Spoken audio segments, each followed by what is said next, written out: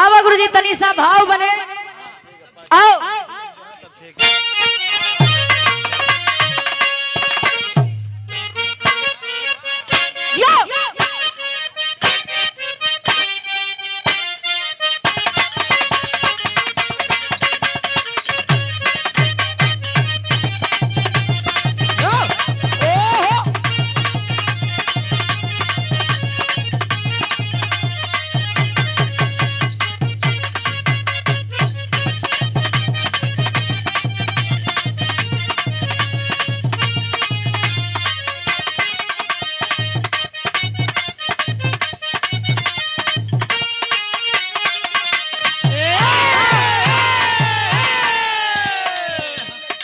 Hello Manjeet भैया hello देखा बाहर से भाव वजन भय बड़ा अच्छा भी लगा सुरेंद्र भैया आपकी गायकी में हम हकीकत में दीवाने हैं और बड़ी अच्छी गायकी है आपकी कोई जवाब नहीं और बिरहा जगत में हमारे हिसाब से उम्र में भी हम छोटे और गायकी लाइन में भी हम सबसे छोटे हैं मैंने आपको बना बड़ा भाई कहा तो देखा हमारी और आपके कोनो मेल मिला नहीं बात लेकिन हाँ भैया और हमारे भौजी के मेल मिलाप था सुरेंद्र भैया इमाल हमारे भौजी कहाँ है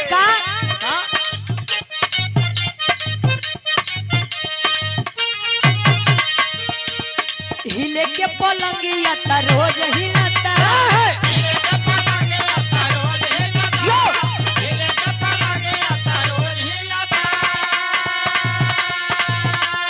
हिले के पलंगिया ता रोज हिलता बाकी उ भंडार में न मजा मिलता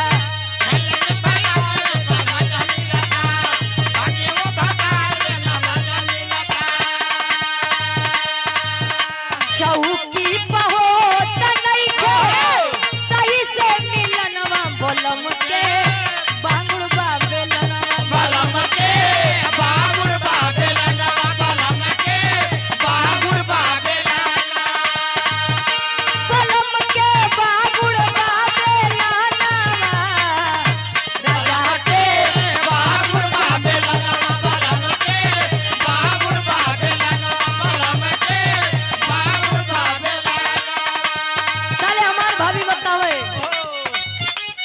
भइल बटे बड़ी तिरछोल देवरा भइल बटे बड़ी तिरछोल देवरा भइल बटे बड़ी तिरछोल देवरा भइल बटे बड़ी तिरछोल देवरा रोज रात में पढ़ावे ला भूगोल देवरा रोज रात में पढ़ावे ला भूगोल देवरा रोज रात में पढ़ावे ला भूगोल देवरा दुनिया बतावे गोल गोल देवरा दुनिया बतावे गोल गोल अरे दुनिया बतावे अरे ये देवरा दुनिया बतावे गोल गोल देवरा रोज रात में पढ़ावे ला भूगोल देवरा रोज रात में पढ़ावे ला भूगोल देवरा रोज रात में पढ़ावे ला भूगोल देवरा रोज रात में पढ़ावे ला भूगोल देवरा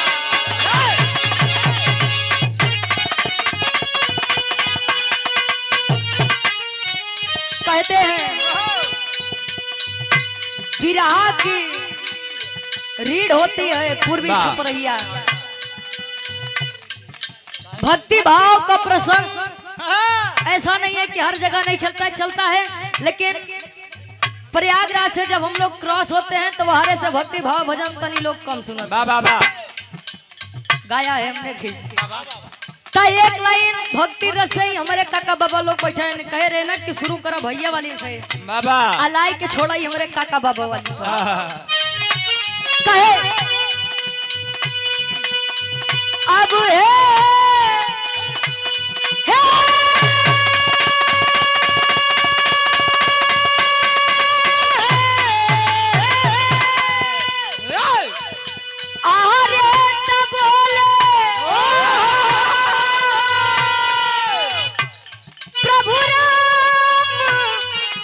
चंद्र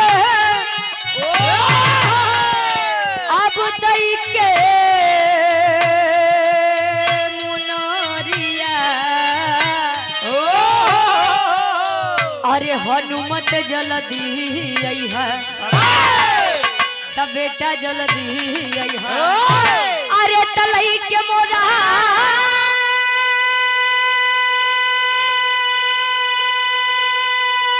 अरे तलई के मोरा अरे सिया के खबरिया हनुमत जल्दी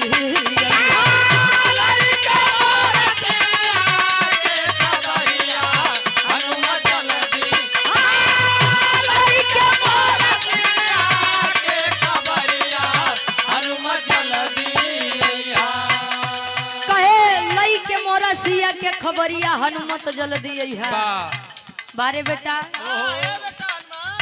बारे प्रेम समझावत है अपने पत्नी के वियोग में हनुमान जी के और गार्जियन जी सुरेंद्र यादव जी जिला पंचायत प्रत्याशी वार्ड नंबर 13 जोरई से 500 रुपया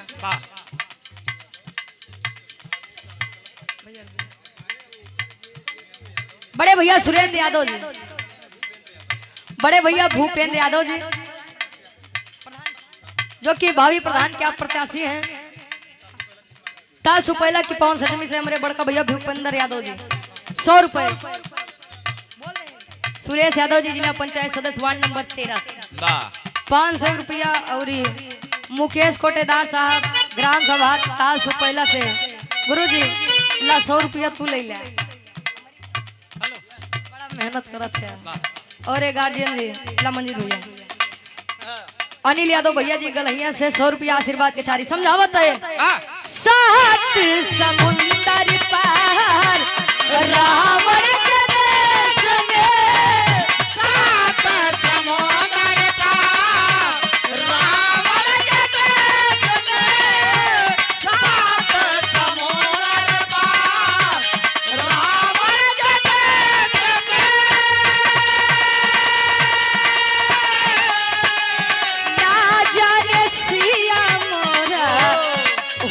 कवना भेष में हो होई है कवना भेष में होई है कवना भेष में हो होई है कवना भेष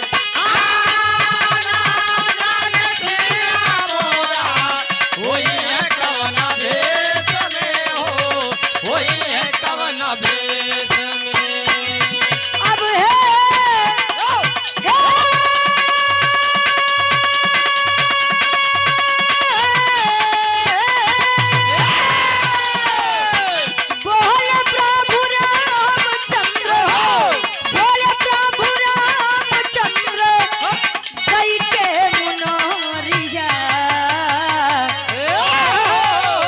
अरे हनुमत जल्दी है अरे तो हनुमत जल्दी है अरे तलई के मोरा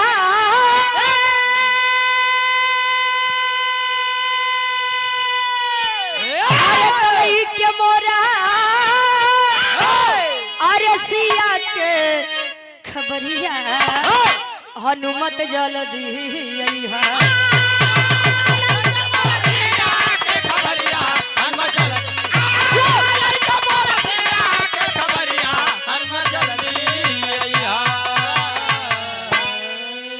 और विनोद यादव जी बीडीसी प्रत्याशी ताल सुपैला से 100 रुपया आशीर्वाद के चाह रही देखिए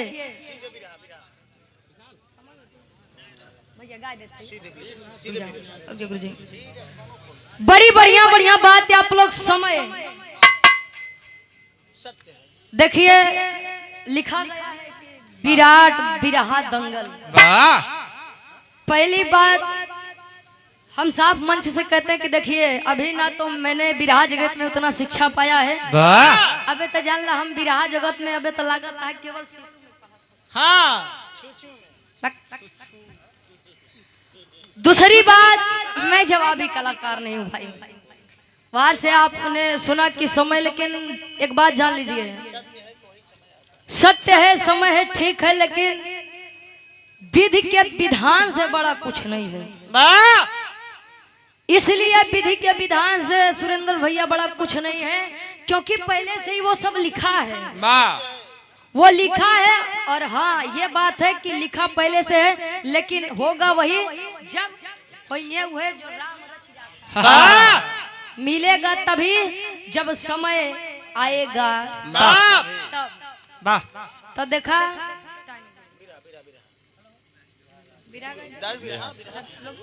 अच्छा बिरहा गए दे ठीक बात, तो फिर समझाएंगे। ए भैया सती जी और शिव जी की कहानी, प्रेम कहानी बड़ी मशहूर है। सुरेंद्र भैया अपने पिता के दरवाजे पर बिना निमंत्रण के गई थी। अरे यार वो भी तो देवी थी, देवता थे, वो भी जानते थे कि बिना निमंत्रण हमें कहीं नहीं जाना चाहिए, लेकिन जो विधि का विधान है वो होगा। माई सती जी गई, अपने क्रोध के कारण पति का अपमान नहीं सह पाई, हवन कुंड में गई। शिव जी गए लेकर आए, उनके टुकड़े जहां जहां भी गिरे 51 शक्ति पीठों की उत्पत्ति हुई थी। तो विधि का विधान था, समय आया सो हो गया। खैर अब सबके फरमाइश बा कि कोनो वीर रस के विवाह हो जाए। हाय हाय हाय वाह क्या बात है। आज एक दिन जान लेबे। विजय राज यादव जी प्रबंधक साहब, स्वामी विवेकानंद इंटर कॉलेज छनौरा से 200 रुपए, और धर्मराज यादव हमारे गार्जियन जी 100 रुपए देकर सम्मान किया, आशीर्वाद के चाह रही। ए भैया गुरुजी महफिल बड़ी बढ़िया बा, बड़ी सुंदर बा। गार्जियन जी के भी आदेश भी बा कि वीरे रस हो। क्या बात है भाव।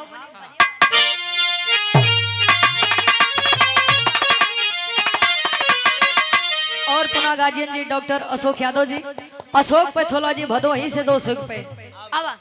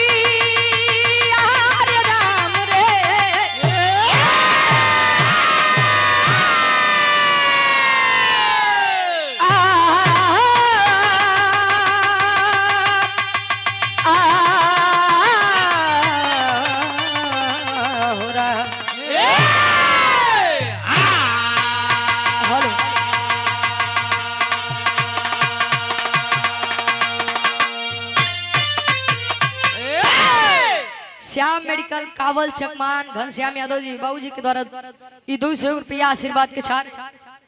और ये दीपक मेडिकल गड़ेरियापुर से 100 रुपया भैया ऑपरेटर भैया। हेलो छोड़त पकड़त बा।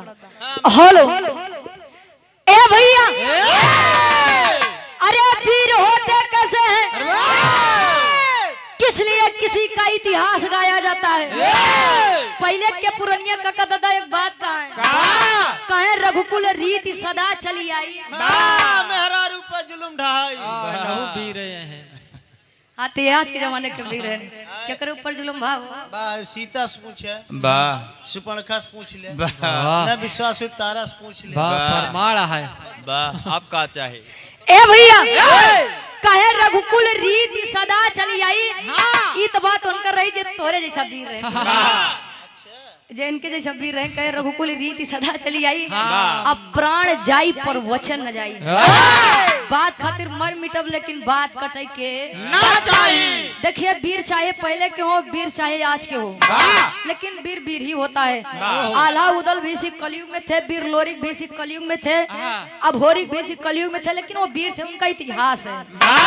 तो गुरुजी 4 लाइन भूमिका के भाव से कभी जी उन वीरन के बखान करते हैं। कैसे? समरजीत प्रधान जी बलभद्रपुर से 100 रुपया। अब पहले घूम के बोल देते।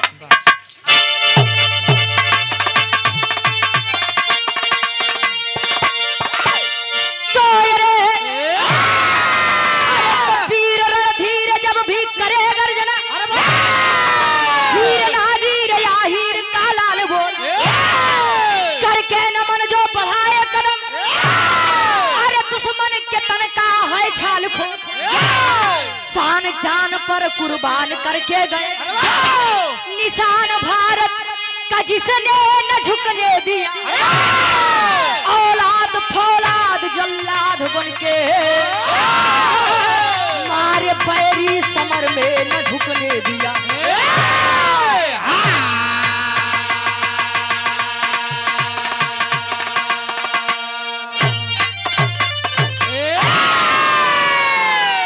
अरे वीर रणधीर शमशीर ले तीर को, हीर नाजीर या हीर का लाल बोला, करके नमन जो बढ़ाए कदम, अरे दुश्मन के तन का है छाल खोला।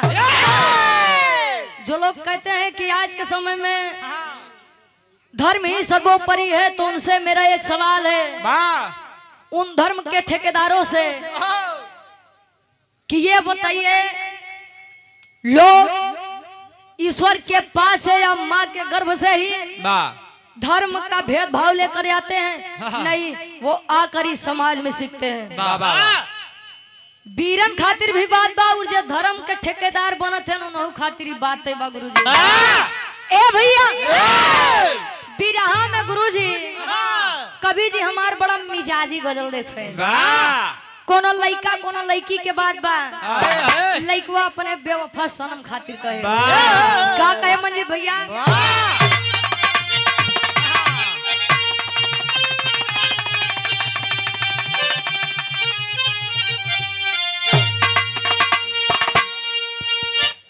तो यजी अगर दिलवर की रुसवाई हमें आज मंजूर हो जाए, अरे सनम तू बे वफा के नाम से मशहूर हो जाए, सनम तू बे वफा के नाम से मशहूर हो जाए, सनम तू बे वफा के नाम से मशहूर हो जाए, सनम तू बे वफा के नाम से मशहूर हो जाए। डॉक्टर अशोक यादव जी, अशोक पैथोलॉजी भदोही से पुनः 200 रुपया। इत मान ला बात बा, लेकिन पहले के लोग एक बात कहा कि जकरे जवानी आवत है गुरुजी, तो चोकरत किया कर। अच्छा तोरे वारी का हो?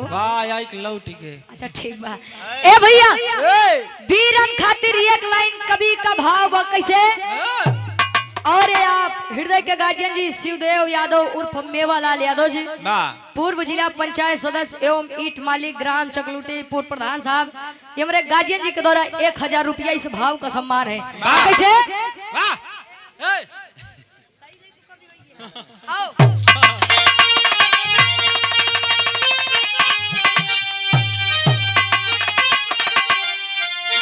अरे कबीर बाका, अरे कबीर बाका, अरे बहादुर की समर में अरे जान चली जाए, कसम भारत, कसम भारत, अरे माता की अलग पहचानी चली जाए, कसम भारत, अरे माता की अलग पहचान बन जाए, कसम भारत, माता की अलग पहचान बन जाए। पहलन के लोगन में ये जोर रहे कि भारत माई खातिर, भारत देश खातिर पहले जान हम दे। आज के लोगन में सबसे ज्यादा जोर तई बात के बा कि कितना पाई कितना कमाई के रखले गुरुजी। आज 500 पावत ही चला, कल कुछ काम लग ले चलो 300 पाई जब, लेकिन हो ही जाए कम। आज लोगों में ये होड़ मची है। और सबसे बड़ी बात तो यह है कि सबसे पहला वाक्य उनके शब्द से यह आता है कि हम संतन से देश दुनिया में होत बका हमसे का मतलब। जोने दिन सोच बदल दे वही दिन देश दुनिया बदल जाई। हमरा बिरहा के कहानी का शुरुआत कभी जी जौहरी छन से लेते हैं। कैसे?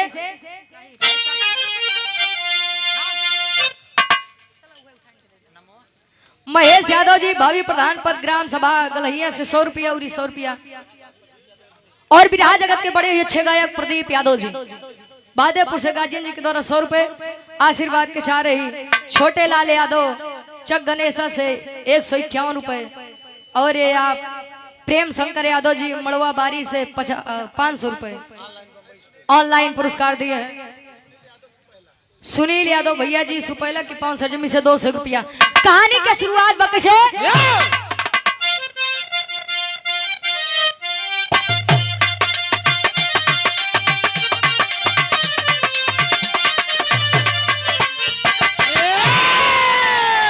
अरे तो किस्मत की बात बताऊं,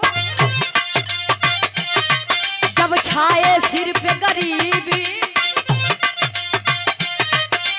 कोई नजर ना आता चाहे वो कितना करीबी। तो बात बात पे अपने औकात है दिखाते, दूसरा ना कोई मारे अपने ही मार गिराए।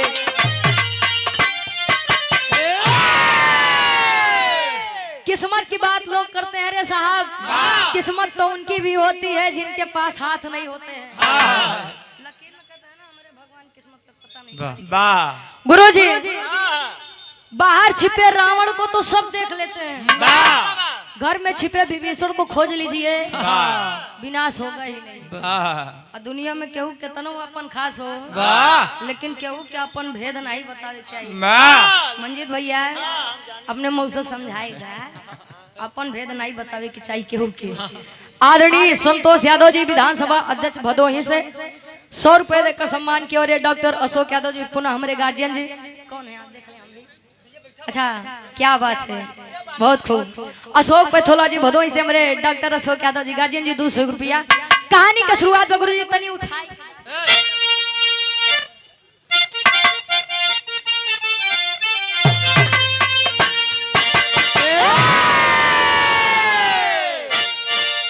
अरे तो शहर कानपुर है याला, तो छोटा रहा घराना। अरे यादव समाज की गाथा, अरे काका सदा जमाना। काम काज थे करते कि पर है माधव के, गरीब रहा बेचारा। अरे विपत मनु यादव रघुराज सिंह के घरवा, काम काज है करता कमला सिंह के संगवा। मनु बेचारा रहता, दोनों जब साथ में चलते अंगद हनुमान की जोड़ी, भाई भाई से लगते बजा दो सिखोरी।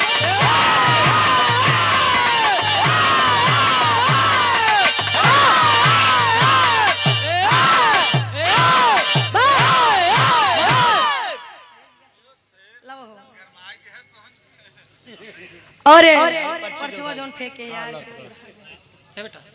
और बिरहा लोकगीत गायक बड़े भैया सुरेश लाल यादव जी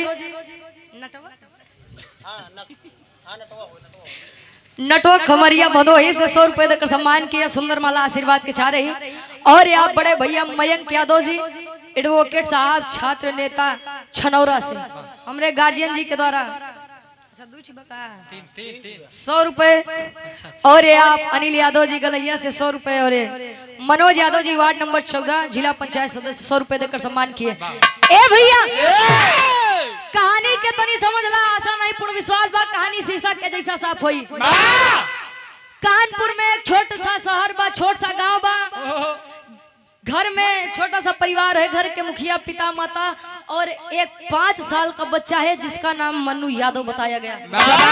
ए भैया आप लोगों को मैं एक बात बता दूं साहब, जिस दिन जब तक हमारे माता पिता हमारे साथ रहते हैं, हम कितने भी बड़े हो जाएं, आप लोग बैठे हैं बाबा हमारे कितनों बुढ़वा हो जाए, कितनों उम्र हो जाए, लेकिन अगर इनके माता पिता हैं तो ये भी अपने माता पिता के बच्चे कहे जाते हैं। और जिस दिन माता पिता का साया हमारे सर से उठ जाता है, चाहे बच्चा इतना बड़ा हो चाहे कितना भी सयान हो, उसी दिन बच्चा गार्जियन बन जाता है। मन्नू यादव छोट सा लड़का बा, आय हाय भैया विधि के विधान बा, माता पिता का साया सर से उठा, गांव परिवार में दो चार बाबा लोग बड़ा सम्मानित रहे। मन्नू यादव के हथवा पकड़ के परिवार में एक मुखिया, गांव के एक मुखिया जिनका नाम रघुराज सिंह बताया गया। रघुराज सिंह जी जात के ठाकुर थे और मन्नू यादव जात का अहिर लड़का था। ए भैया रघुराज सिंह की पत्नी का नाम शारदा देवी, और शारदा देवी रघुराज सिंह के बीच में एक लड़का जेकर नाम कमला सिंह बताया गया और उम्र 7 साल। गए परिवार के लोग, गांव के लोग हाथ थमा दिए मन्नू यादव का रघुराज ठाकुर के, बाबा स्वामी अगर तू चाही ले बत ई लइकवा जी जाई, और तू चाही ले बत ई लइकवा मुँह जाई, मतलब मरी जाई। केहू नहीं बह के अपने घर रखला, 2 टाइम के खाना दे दिया, वहे से लइका अपन पेट पालन कैले। ए भैया धीरे धीरे समय बीतत बा, जात के ठाकुर है और जात का बच्चा यादव है, लेकिन रघुराज सिंह अपने खून के यानी सगे बेटे से ज्यादा धर्म के बेटे से ज्यादा प्यार करता था। समय बीता, नाग पंचमी का दिन आया, दोनों बच्चे पहलवान हुए, जवान हुए। तो एक बात रहे, कमला सिंह के सामने कोनो भी वीर नहीं टिके। अच्छा कुश्ती हुई तले वही मैदानवा में से यानी भीड़ से एक दादा बहरे निकलत है, लेहन लाठी अहिलत कांपत जले पहुंचे। रघुराज सिंह की आवाज देन, ए लइका, ए रघुराज ठाकुर, काहे एक वीर के हाथ बार बारी मौगन के थमावत है? मतलब अरे यार तोरे घरे खुदे दूधू पहलवान लड़का है, कुश्ती में मजा तभी आई जब एक तरफ तहार खून यानी सगा लड़का ई कमला सिंह लड़ी, और एक तरफ तहार धर्म के लड़का ई मन्नू यादव लड़ी। देखिए आनंद तभी आता है जब टक्कर लेने वाला मजबूत हो। तले बतिया रघुराज सिंह कहना, हाँ बिल्कुल सही बात है, मैं भी तो जानूं मेरे बेटों में शेर कौन है। मन्नू यादव के आगे या प्रस्ताव रखा गया, तले मन्नू यादव एक बात कहे, का कहे, एक लाइन गीत लगत बा गुरुजी। एक बार फिर विनोद यादव जी, बीडीसी प्रत्याशी ताज सुपैला चौक कुमारी जत्ती से 100 रुपए, और ये आप घनश्याम यादव अमीन धूरीपुर से 100 रुपया। कोनो दुल्ही अपने सैया जी के पहली रात की शिकायत करे, का संग्राम यादव जी ये 200 रुपए देकर सम्मान। और ये गार्जियन जी देव मेडिकल स्टोर सतई नगर प्रोपराइटर रामदेव यादव जी 100 रुपया। कहे दुल्ही कहे क्या बात है?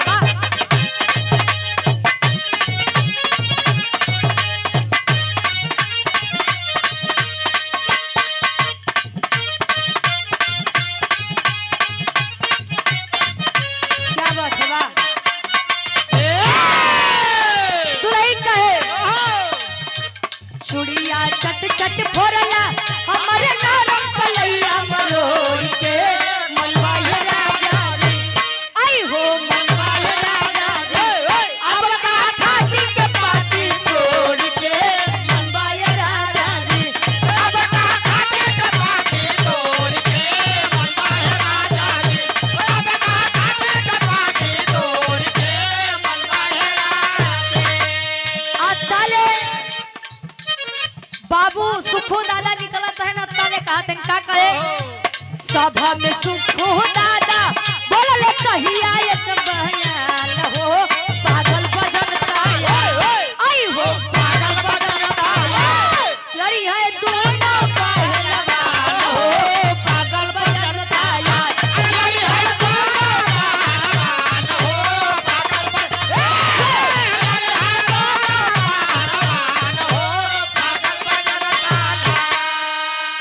समर बहादुर यादव जी रिक्शा वाले चक गणेशा से 100 रुपए। ताले मन्नू यादव से रघुराज सिंह कहें बेटा इधर आओ। आया मन्नू यादव कहें बेटा तुमसे एक काम है। कौन काम बा? पहलवानी लड़ना है। किससे? तुम्हारे बड़े भाई कमला सिंह से। ताले मन्नू यादव खड़ा हो गया। बाबू पागल हो गए हो, दिमाग खराब है, नहीं समझ आ रहा।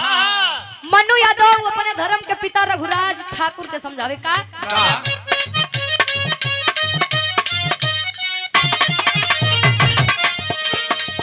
बोला मन्नू यादव तब ठाकुर के जमाना।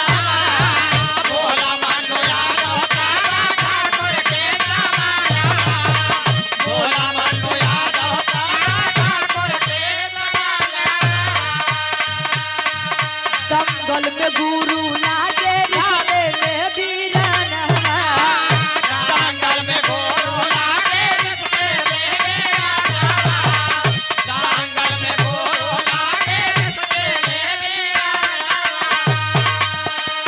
और हृदय के गार्जियन जी, वर्तमान प्रधान साहब गार्जियन जी पूज्य सुनील यादव जी, सुरेंद्र भैया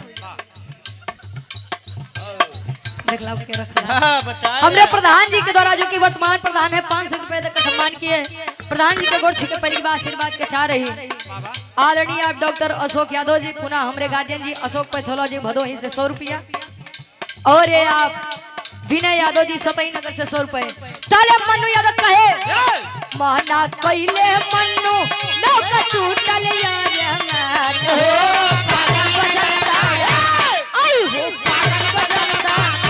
लड़ी है दोनों पहलवान हो पागल बजनता है। खड़ा हो गया मन्नू यादव पिताजी। जैसे आज तक के अच्छे नाइटी के हम काटी, और वैसे भी मैं कमला सिंह भैया को रिश्ते में अपना बड़ा भाई और दंगल के मामले में अपना गुरु समझता हूँ। ताले ठाकुर साहब कहें ताले लइकवा और मजा आई। आज ते अपने गुरु से सामना करवे कहीं पगलाई गया।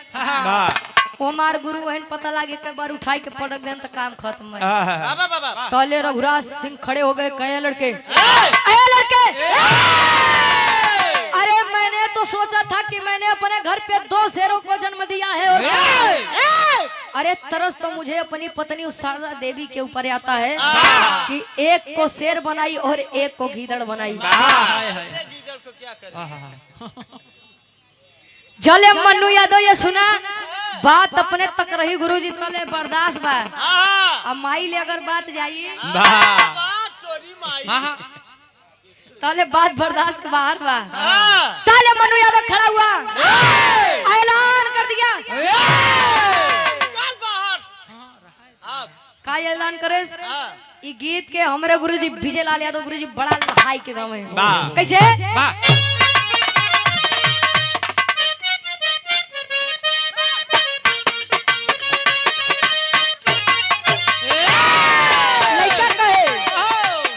अरे चढ़ल जवानी में गोरिया, चढ़ल जवानी में गोरिया काहे बांधेलु चोली।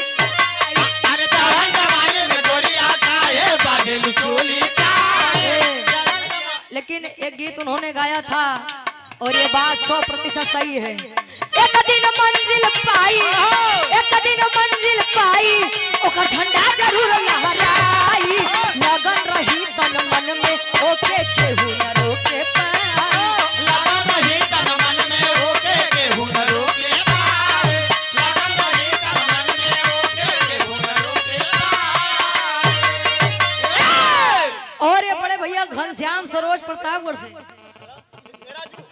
क्या बात है 100 रुपए देकर सम्मान के आशीर्वाद के छारी। अच्छा अपना तो क्या बड़ा मतलब हो भैया। अब प्रतापगढ़ से आप कहाँ हैं हम नहीं जानते, लेकिन प्रतापगढ़ से वाह ये तो बात के बाद वाले लेकिन मन्नू यादव अपने पिता धर्म के पिता ठाकुर साहब से कहता अरे शेरा बाप पलली माई, शेरा बाप पलली माई, जब सिंह के जोर के खाई।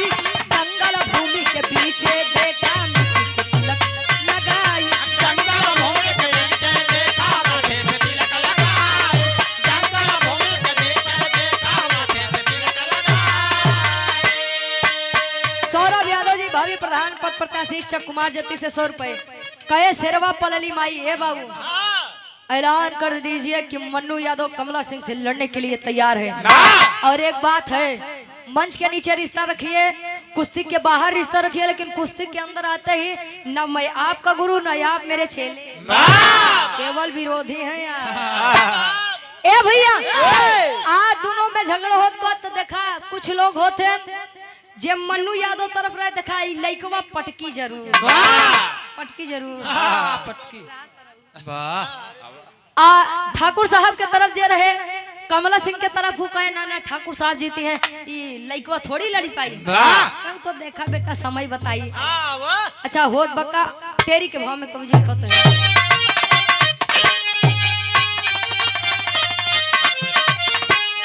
अरे राम लोहा को लोहा ललकारे झमके, लोहा को लोहा ललकारे झमके, भिड़े हैं दोनों योद्धा ये पलक प्रजा निहारे निहारे निहारे।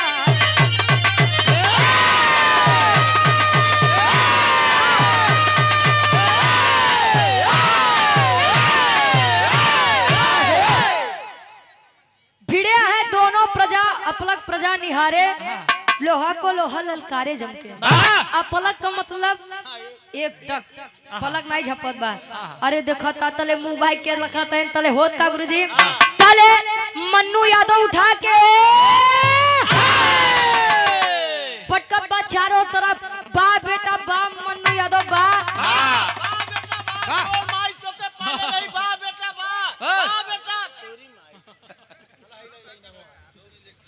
दिमाग में खराब बका। अरे वाह नहीं खराब बताए दे। घनश्याम सरोज जी हमारे गार्जियन जी, हमारे ही जिला से आप बिलोंग करते हैं, प्रतापगढ़ से 100 रुपए लेकर सम्मान किए। वैसे हमार लेकिन तोहार माई वाह क्या बात है। और ये आप राजेश पहलवान जी पकड़ी से बा, पहलवान जी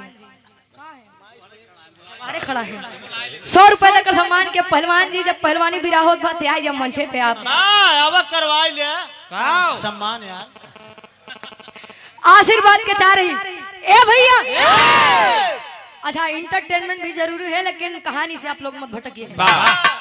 ये होता है साहब मानवता। आज का जमाना भी बड़ा अजीब है सुरेंद्र भैया। हम गाय के अंदर माता को देखते हैं, कौवे के अंदर हमको हमारे पूर्वज दिख जाते हैं, लेकिन आज के समय में हमें इंसान के अंदर इंसानियत नहीं दिख रही। कोई इंसान यदि गिरा हुआ है, इंसान यदि गिरा हुआ है तो लोग ये नहीं देखने जाते हैं कि अरे लइकवा गिरा बात उठाई के खड़ा कर दे, नहीं 10 जने में 4 जने सिर्फ उठावे जाएंगे तो 6 जने केवल वीडियो बनवे जाएंगे कि गिरा कैसे बा।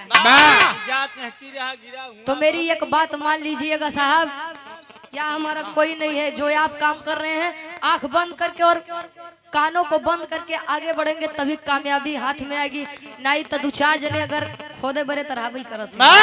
का करत है ए ऑपरेटर भैया का करत है? मोबाइल मोबाइल मोबाइल ए भैया बारे धर्म के पिता ठाकुर साहब, सगा बेटा गिरा है इसका गम नहीं है, लेकिन धर्म का बेटा जीत गया। तले माला पहनवाई के लइकवा के लइके पूछत है शारदा देवी, ए शारदा देवी अरे निकल पगली, बाल लइकवा विजय प्राप्त होके आया है, विजय प्राप्त करके आया है। बारे माँ अच्छा कहते माई के जिगरा गाई के, पुतवा के जिगरा कसाई के, बाबू के जिगरा साड़े के। वाह तू ढेर जानकार है। ए भैया चलिए है साहब आरती उतारने के लिए, और कमला सिंह इतनी बेइज्जती के बाद बैठा है अपने कमरे में, माई लेके खाना जात वक्त तले करत का बिरहा के आखिरी गीत लगत बा।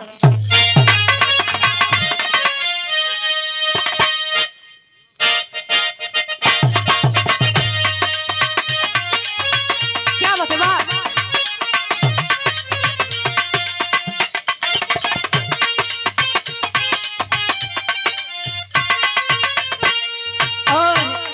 गार्जियन जी सम्मानित एडवोकेट साहब सुभाष बंधु जी, प्रदेश सचिव अधिवक्ता सभा समाजवादी पार्टी, और कल हमारा जन्मदिन था। क्या बात है, बधाई दिए हैं आप, और बहुत बहुत तहे दिल से धन्यवाद है। फेसबुक पे, इंस्टाग्राम पे, यूट्यूब पे आप लोगों ने अपनी छोटी बहन छोटी सी बच्ची को बड़ा प्यार दिया था। आई है कारण बाकी आज थोड़ा लेट हो गए रात। हमारे गार्जियन जी बधाई के रूप में 200 रुपए आशीर्वाद के चारी के हम बच्चे अपनी कला में कामयाब रहे। और ये आप शिवानी आभूषण भंडार गड़रियापुर बाजार मोड़ भदोही मलिकार साहब महेंद्र सेठ उर्फ मटरू दादा 100 रुपए। कोनो प्रेमी अपने प्रेम के बदे कहे का इश्क में तो हर चीज मिट जाती है, इश्क में तो हर चीज मिट जाती है, इश्क में तो हर चीज मिट जाती है। हमरे पहलवान जी आए तो आज ये सम्मानो हो जाए हो बिल्कुल पहलवानी भी रहा बात आ जाइए आप पे बदे बाबा। हमरे गार्जियन जी राजेश यादव पहलवान साहब समाज सेवी बारी से एक बार जोरदार ताली बजे पहलवान जी के नाम पे जोरदार बजाई लेते भैया रे। ये 500 रुपए गुरु जी।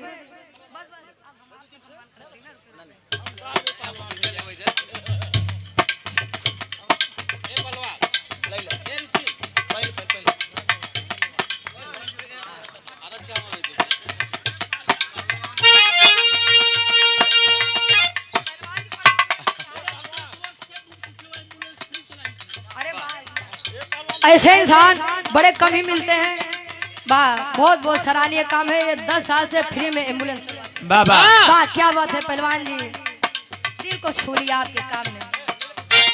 मनोज यादव जी जिला पंचायत के प्रत्याशी वार्ड नंबर 14 से 100 रुपया विजय का तिलक आपके मत्थे पर लगे। Mahadev sound service proprietor Sunil Yadav ji 1 number के साउंड पर भैया। अच्छी बात दिन रात दिन दूना रात चौका तरक्की करा। हाँ मशीन तो हर अच्छा चरात रहा।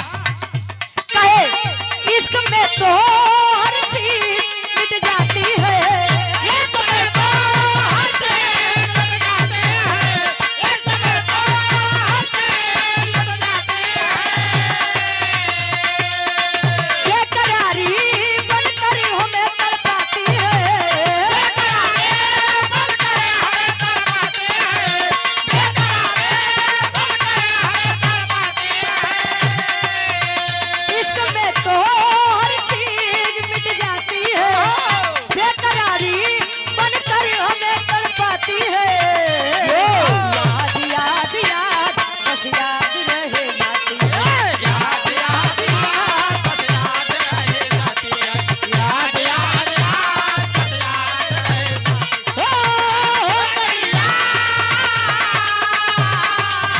ओ करिया याद याद याद बस याद रह जाती है, याद याद याद बस याद रह जाती है। ए भैया अब बस अब हमें नाम याद हो गया बस। घनश्याम सरोज प्रतापगढ़ जी, अच्छा प्रतापगढ़ से यूट्यूबर साहब 100 रुपया का फरमाइश बा हीरो के दिखा बुहार से हो जाए तब हम यारे से फरमाइश हुई बाकी बैठा रहा। ए भैया माँ पहुंची है साहब कमला सिंह के लिए खाना लेकर। सोचिए जो भाई भाई कभी चलते थे तो लोग ये कहते थे कि यार जैसे अंगद और हनुमान की जोड़ी है। आज वही बड़ा भाई धर्म का भाई कमला सिंह अपने छोटे भाई मन्नू यादव की जान लेने पर उतारू हो गए। बाल सुग्रीव हो गए। माँ लेके पहुंची है खाना फेंक दिया और कहा हट जाओ यहाँ से। अरे तुम माँ हो, माँ के नाम पर कलंक हो। अच्छा कहे नाई रे लड़का जितना प्रेम हमरे मन में तोरे प्रति बा उतने मन्नू यादव खातिर और जितना मन्नू यादव खातिर उतना तोरे प्रति। कहे करती है मुझसे प्रेम? हाँ करती हूँ। मानती है मुझे अपना बेटा? हाँ मानती हूँ। तो सुन मेरी एक बात। क्या कहे लेके बंदूक कर तू उसमें डालेंगे, लेके बंदूक कर तू उसमें डालेंगे, लेके बंदूक कर तू उसमें डालेंगे। चल के गोली सीने में उसके डालेंगे, चल के गोली सीने में उसके डालेंगे, चल के गोली उसके डालेंगे। लेके बंदूक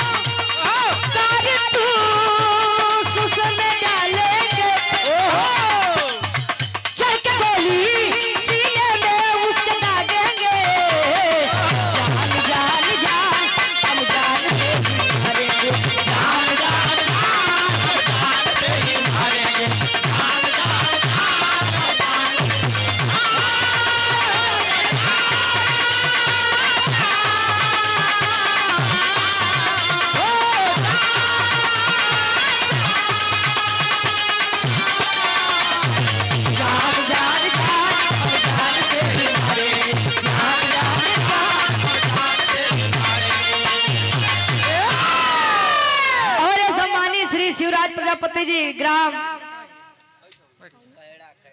कैड़ा से ग्राम कैड़ा सुरियावा से, जो कि राजगीर मिस्त्री हैं, 51 रुपए देकर सम्मान किया। और बड़े भैया घनश्याम यादव जी प्रतापगढ़ से यूट्यूबर साहब, अच्छा सॉरी, अच्छा घनश्याम सरोज जी पासवान साहब, ठीक बा, 100 रुपए। अच्छा अहिरो को फरमाइश करता हम का करी भाई। और ये हमारे पूजे गार्जियन अष्टभुजा यादव जी, हमारे गार्जियन जी सुंदर माला 200 रुपए। पशु डॉक्टर हृदय के गार्जियन जी आप डॉक्टर विनोद यादव जी, पशु डॉक्टर है, जेका लोग नहीं समझते उनका ये समझते हैं। सुंदर माला और 151 रुपए तक सम्मान के आशीर्वाद के चारी। ए भैया, अरे माँ अगर तुम मुझसे प्यार करती है तो जा मन्नू यादव को मेरे सामने लेकर आ, उसके सीने पर मैं गोली मार दूं, उसका मौत का तमाशा ये दुनिया देखेगी, तब मेरे इस दिल को सुकून मिलेगा। आय हाय शांति मिले। कहे मतलब तू अपने भाई को मारेगा? एक दंगल में पीछे क्या हो गया, तू अपने भाई को मारने के लिए तैयार हो गया? कहे मैं वो सब नहीं जानता, मेरा उसके साथ खून का रिश्ता नहीं है, ले आ उसको मेरे पास।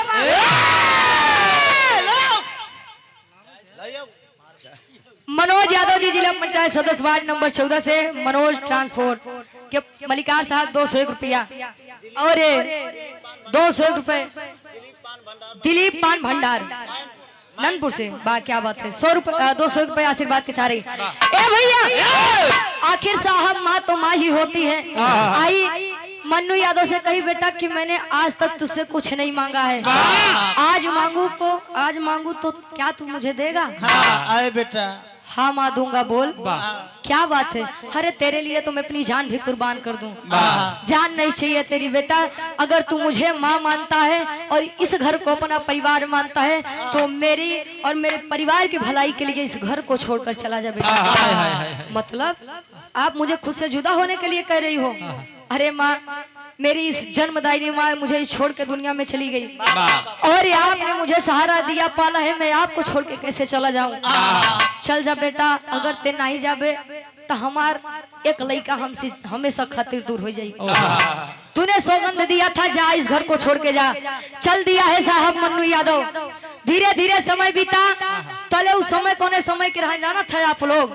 ए बड़को दैदा उन्हीं के दैदा का दिक्कत बा?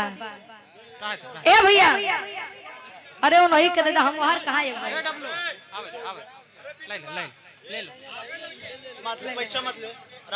भैया, ओ नहीं के दैदा भाई कि तुम्हें दिक्कत जा।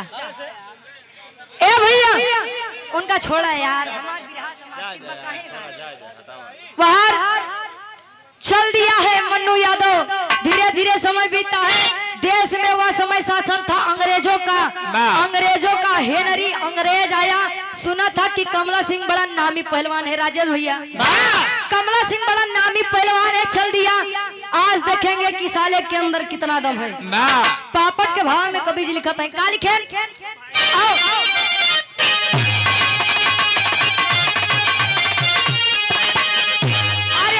है कुश्ती बन गया जब डंक का संता मनवा में, अरे मची है कुश्ती बन गया जब डंक का संता मनवा में।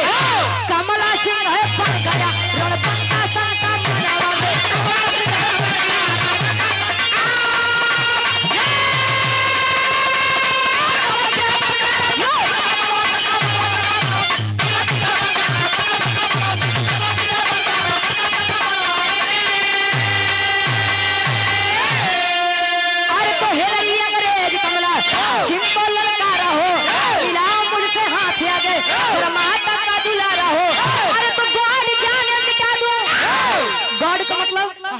ईश्वर अंग्रेज था ना, कहे अरे तो गॉड ज्ञान मिटा दो तेरी शंका डंका मनवा में। तब कमला सिंह है बन गया रणभंग का संता मनवा में।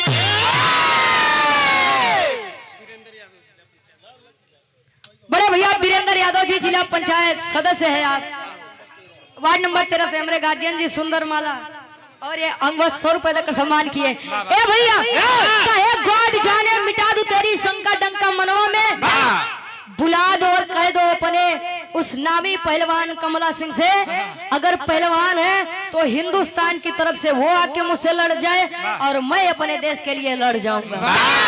ए भैया अब तो बात हिंदुस्तान के ऊपर बा, ना देश गांव खातिर बा, ना राज्य खातिर बा, ना जिला खातिर बा, बात तो अब देश खातिर बा।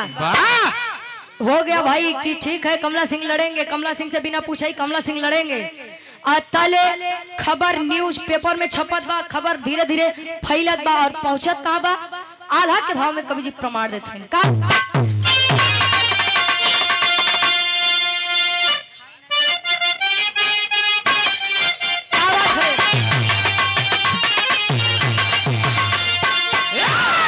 अरे तो 10 दिन बाद मेरा चल कुश्ती वही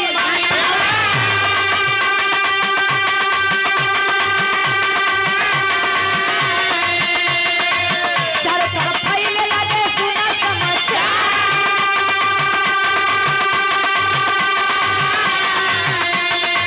मन पहलवान तब गई के चला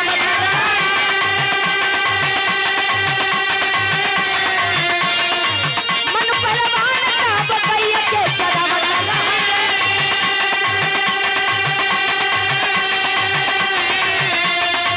सुनल खबरिया भइल दिलवा से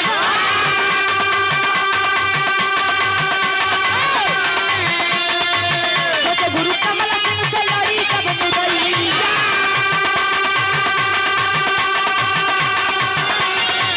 सोचे गुरु कमला सिंह से लड़ी जब मुरैया,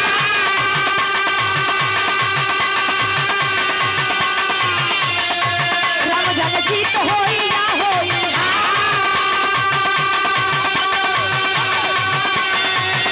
पहलवानी देखे जाई बकर मैदानवा,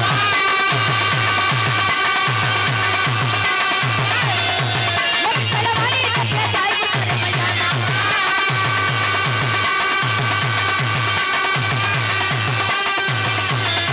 भले गुरु करिए हमरे ऊपर प्रहार।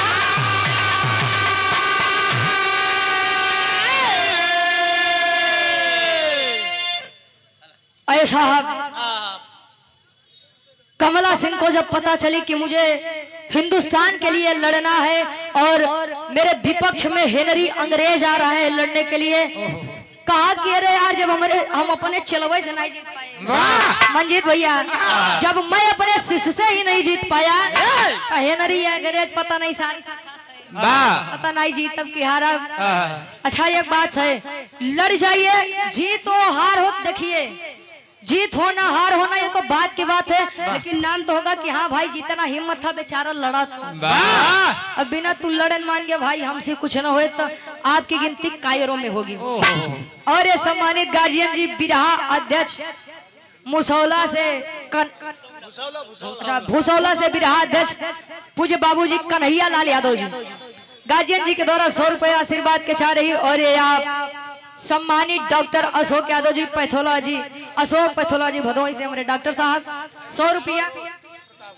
और हृदय के गार्जियन जी बड़े भैया घनश्याम सरोज जी प्रतापगढ़ से 200 रुपए देकर सम्मान किए। भैया अरे साहब कमला सिंह को पता चला आज जैसे यहाँ पर भीड़ लगी है, जमाव है लोगों का, जमाव हुआ, एक तरफ हेनरी अंग्रेज एक तरफ कमला सिंह। कमला सिंह खड़ा हुआ तले ये विचार करत बा, अरे साला हिंदुस्तान बा हमसे का मतलब, हम ये करे और हिंदुस्तान के चक्कर में अपन जा नहीं गवाऊ। पीठ दिखाया चल दिया और वहां पर मन्नू यादव भी आया है। अरे छुप कर देख रहा था गुरुजी पीछे क्यों आ रहे हैं, यह तो मेरे भारत देश की बात है, मैं जीऊं मरूं गुरुजी अब मेरे ऊपर प्रहार करेंगे नहीं करेंगे वो बात की बात है, लेकिन मैं लड़ूंगा। मन्नू यादव कूदा है साहब, मन्नू यादव हेनरी अंग्रेज को ललकारा कि हेनरी अंग्रेज, अरे पहले शिष्य से तो लड़ लो बाद में गुरु तक पहुंचना।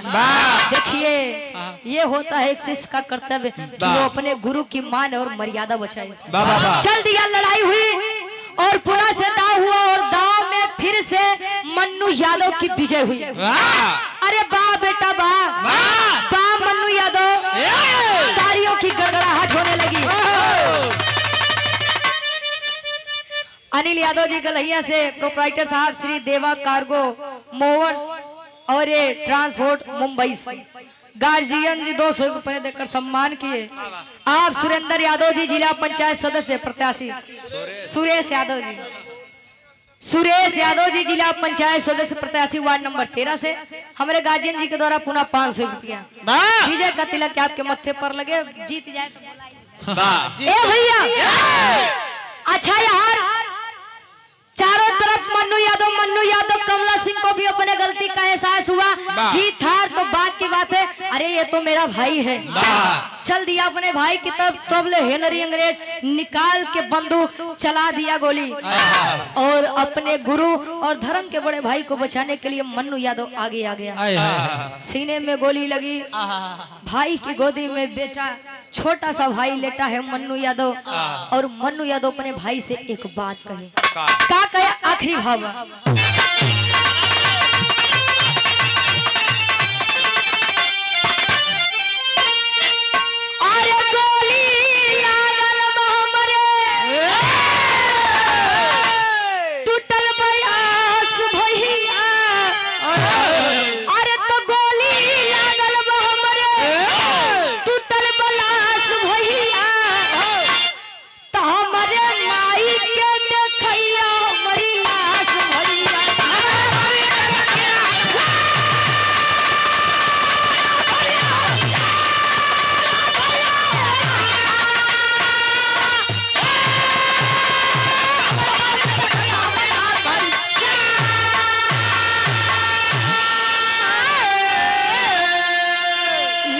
गोली हमारे टूटल बा आस भैया, हमारे माई के देखैया हमारी लाश भैया।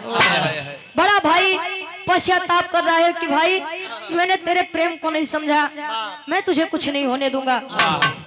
इस गांव के, जिले के, इस प्रदेश के जितने भी अच्छे अच्छे हॉस्पिटल है मैं तुझे दिखाऊंगा। तले मन्नू यादव हथवा पकड़ के कहे भैया भारत देश की लाज मैंने तो बचा लिया, इस जंग को मैं जीत गया, लेकिन अपनी इस जिंदगी की जंग को मैं हार गया भैया, मैं नहीं बचूंगा भैया। अगर मुझे आप माफ कर दिए और मुझे कुछ देना चाहते हैं तो सुनिए, मेरी माँ जिसने मुझे अपने बेटे से ज्यादा प्यार दिया, मैं इस संसार से चला जाऊं तो मेरे आखिरी दर्शन मेरी माँ को करा दीजिएगा। तले यही कह करके मन्नू यादव दम तोड़ दिया अपने बड़े भाई, धर्म के बड़े भाई कमला सिंह की बाहों में। तले कमला सिंह लसिया लई के पहुंचत कहाँ बा,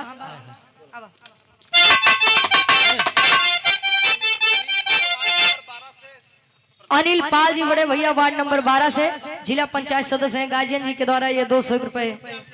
अच्छा, जिला पंचायत के आप भावी प्रत्याशी है वार्ड नंबर 12 से।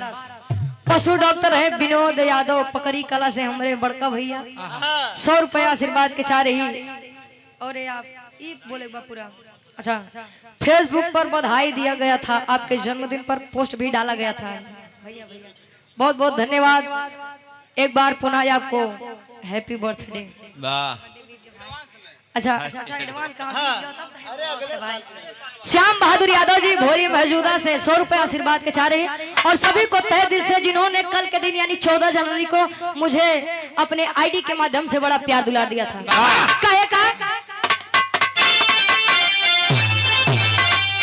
अरे जी तो जीने गया नहीं कहीं पवनी हम सेवा तो कर्जा न चुकाए पाई माई के कले।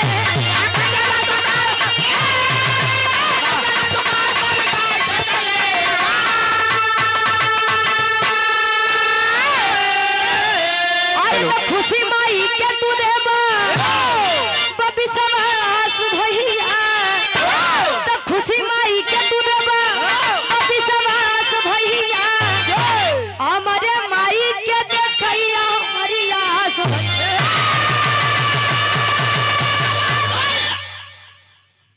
चल दिया है कमला सिंह साहब मन्नू यादव की लाश लेकर और आवाज दिया, माँ अरे माँ तुझसे मिलने तेरा बेटा मेरा छोटा भाई मन्नू यादव आया है। माँ सोचिए, जिस माँ ने यह सुना था कि मैं अपने छोटे भाई मन्नू यादव को मारूंगा, वही भाई कह रहा है कि मेरा छोटा भाई आ रहा है। माँ सारा काम छोड़कर बाहर चली है साहब, और अपने छोटे से बेटे धर्म के बेटे को सफेद कफन में लिपटा पा करके बेचारी अवाक हो गई। अंतिम संस्कार कराया गया। इसीलिए कहा जाता है एक पहलवान का दायित्व क्या होता है, एक वीर का दायित्व क्या होता है। इस भारत देश के लिए माँ का कलेजा और धर्म क्या होता है, ये बिरहा में बताया गया है। नहीं तो लोग आज के समय में तू अहिर है, तू गड़ेरिया है, तू चमार है, तू पासी है, तू धैकार है, तू धोबी है, तू मलाह है, तू ठाकुर है, तू पंडित है, साहब वहां से कोई नहीं आता है। जिस दिन इंसानियत देख लेंगे उसी दिन समाज अपने आप ही विकास के तरफ बढ़ेगा। हिंदू राष्ट्र नहीं, मानवता का राष्ट्र बनाइए। आखिरी में खानदान के परिचय महेंद्र यादव भैया, महेंद्र यादव भैया हमारे हरदुआ से 100 रुपए लेकर सम्मान किए। और पुनः हृदय के गार्जियन जी बड़े भैया घनश्याम सरोज जी प्रतापगढ़ से 100 रुपया कहे। गुरु बिहारी गुरु गणेश गुरु रामलाल गुरुदास।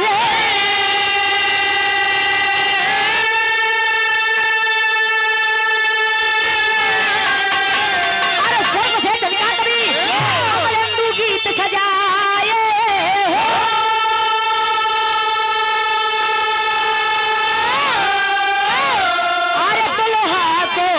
लोहा ललकारे जब के गावे रुचि